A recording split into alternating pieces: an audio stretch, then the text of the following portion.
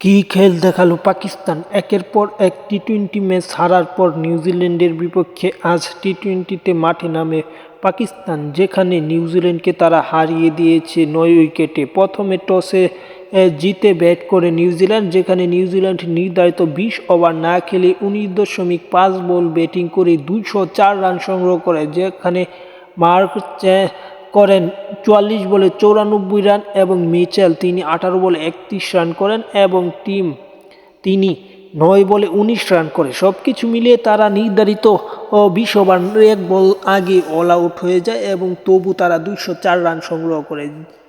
২০৫ রানের টার্গেটে ব্যাট করতে নামলে পাকিস্তান, যেখানে সিরিজ এই ম্যাচটা জিততে পারলেই নিউজিল্যান্ডের নিশ্চিত। অপরদিকে এই ম্যাচ জিততে হবে পাকিস্তানের, এমন সমীকরণে ২০৫ রানের টার্গেটে ব্যাট করতে নামলে পাকিস্তান নেওয়াজের ৪৫ বলে ১০৫ রানে অপরাজিত ইনিংস এবং সালমান আলী আগারের ৩১ বলে ৫১ রানের ইনিংসের মাধ্যমে ম্যাচটি তারা ১৬ ওভারে ২০৭ রান সংগ্রহ করতে পারে এক উইকেট হারিয়ে।